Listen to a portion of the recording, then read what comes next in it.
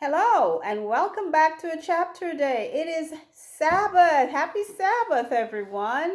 And I know I missed yesterday, so for those of you who really do follow, you would have seen I did not post a video for yesterday. It was so beautiful. I was just outside, out and about for the entire day, and by nighttime, I really was tired and looking forward to resting on the Sabbath. So today, seeing that the chapter for yesterday I missed was chapter 11, I will be also including chapter 12, which I would have been reading today, and it is short, so I'm going to combine the two. Okay, so let's get started. We are still in Leviticus, and we're reading about how God is instructing Moses about different ways in which to offer up offerings, and then now we are going to be reading about the things they should and should not eat. Okay.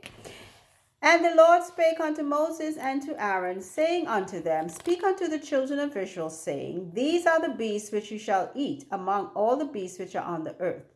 Whatsoever parteth the hoof and is cloven-footed and cheweth the cud among the beasts, that shall you eat. Nevertheless, these shall you not eat of them that chew the cud, or of them that divide the hoof, as the camel, because he cheweth the cud, but divideth not the hoof. He is unclean unto you. And the coney, because he cheweth the cud, but divideth not the hoof. He is unclean unto you. So again, here we go. Instructions. These you shall eat. They are clean. If it chews the cud, like a cow, parts the hoof, like a cow, those you can eat. If it does not, don't eat it. If it does one of the two, but not the two, then don't eat it. It's still unclean. It must do the two. Part the hoof or cloven-footed and chew the cud. Numbers verse 6.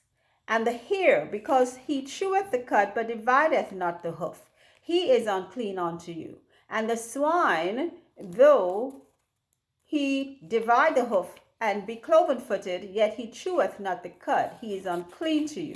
Of their flesh shall you not eat, and their carcass shall you not touch, they are unclean to you.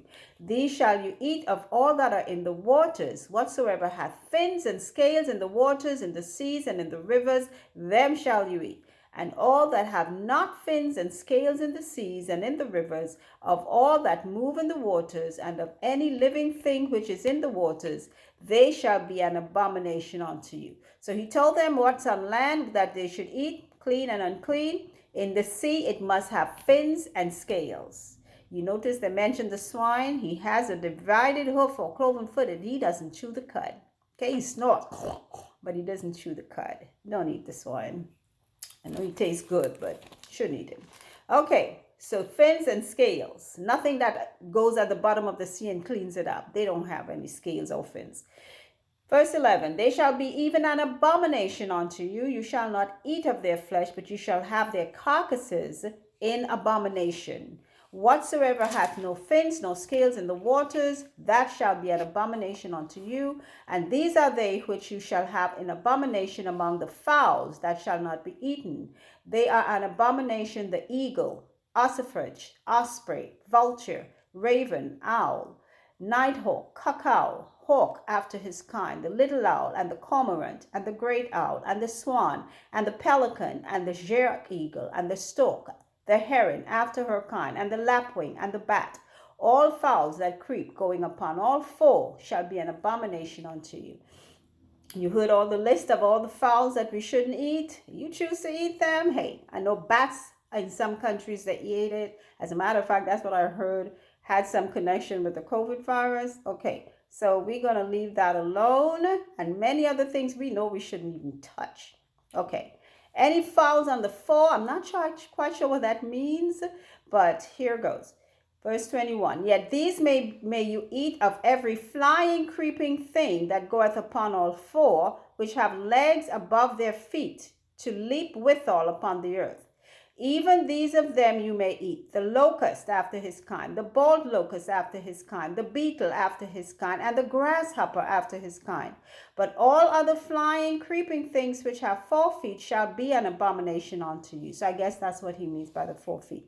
And for these you shall be unclean. Whosoever toucheth the carcass of them shall be unclean until the even. And whosoever beareth aught of the carcass of them shall wash his clothes, and be unclean until the even. The carcasses of every beast which divideth the hoof, and is not cloven-footed, nor cheweth the cud, are unclean unto you.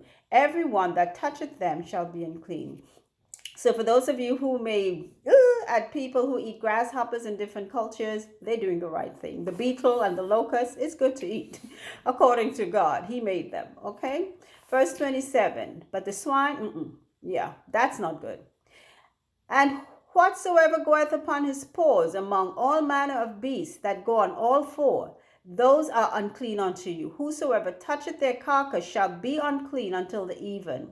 And he that beareth the carcass of them shall wash his clothes, and be unclean until the even. They are unclean unto you. These are also unclean unto you among the creeping things that creep upon the earth, the weasel, the mouse, the tortoise, the ferret, the chameleon, the lizard, the snail, the mole. Ooh, what do we call them? Escargots. Ooh, unclean.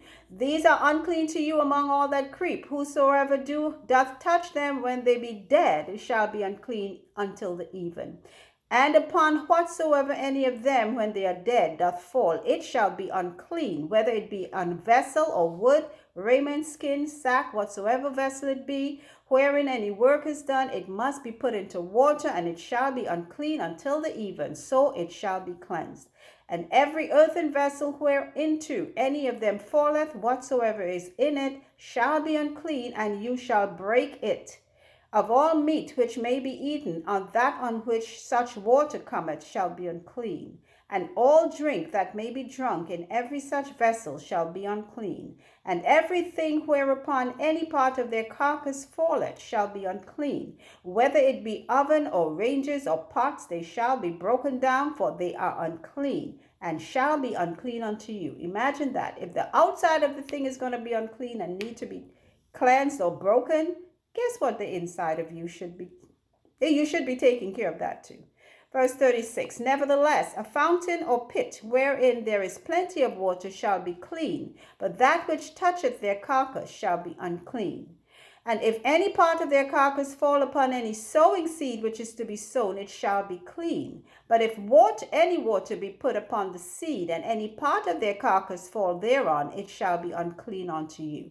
And if any beast of which you may die, he that toucheth the carcass thereof shall be unclean unto the even.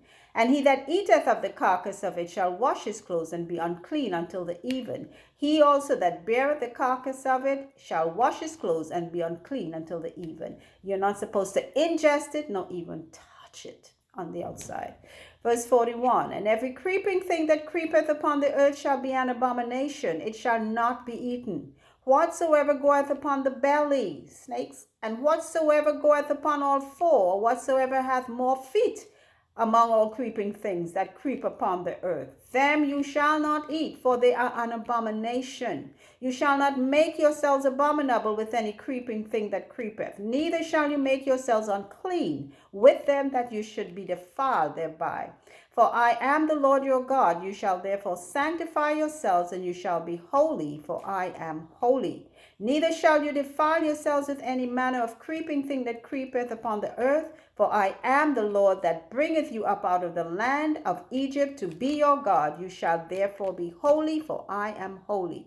This is the law of the beast, and of the fowl, and of every living creature that moveth in the waters, and every creature that creepeth upon the earth, to make a difference between the unclean and the clean, and between the beast that may be eaten and the beast that may not be eaten. That's the end of chapter 11. I'm going right into chapter 12.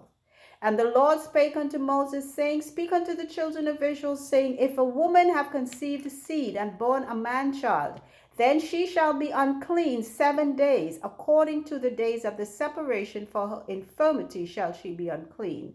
And in the 8th day the flesh of his foreskin shall be circumcised. And she shall then continue in the blood of her purifying 33 days. She shall touch no hallowed thing, nor come into the sanctuary until the days of her purifying be fulfilled. But if she bear a maid child, then she shall be unclean 2 weeks in her separation, and she shall continue in the blood of her purifying 66 days. Wow. So if a woman has a man child, she's unclean 7 days, and then the 8th day she takes him for circumcision, and then she continues her purifying for 33 days. But if she has a female, she shall have 2 weeks of separation. Well, they don't have to be circumcised, and then she has to remain for purification 66 days. Verse 6, and when the days of her purifying are fulfilled, for a son or for a daughter, she shall bring a lamb of the first year for a burnt offering, and a young pigeon or a turtle dove for a sin offering, unto the door of the tabernacle of the congregation, unto the priest, who shall offer it before the Lord, and make an atonement for her, and she shall be cleansed from the issue of her blood. This is the law for her that hath borne a male or a female. And if she be not able to bring a lamb, then she shall bring 2 turtle doves or 2 young pigeons, one for the burnt offering, the other for a sin offering. And the priest shall make an atonement for her, and she shall be clean. And that is the end of chapter 12, short chapter. So just letting everyone know, these are all God's ordinances. These are what God gave to Moses to pass on, and Aaron to pass on to the children of Israel. These are what some of those physical Jews are still observing. And honestly, I don't see any reason why we can't still observe some of those things, because you know what? God changes not. It does not have to deal with the sanctuary. Like I said, that was done away with Jesus' death. Some of these are just pure common sense things for you to live by. You want to stay healthy? Why are we finding all these diseases? The big C is always around. We don't know what it is that's causing it, but so many people are dying from it day after day after day, and we won't even stop to say, let me check what I'm eating. Yeah, we need to do that. So I'm not going to preach, just saying. I still observe those clean and unclean meats, because you know what? If you gave it to the children of Israel, I'm spiritual Israel too. I'm going to keep it. I'm going to keep it. So I only eat certain fish. I only eat certain meats, and that's it. Just common sense. So, thank you all for listening. Thank you all for viewing. Remember, faith comes by hearing God's word. Have a wonderful rest of your day and a great weekend. Until, bye.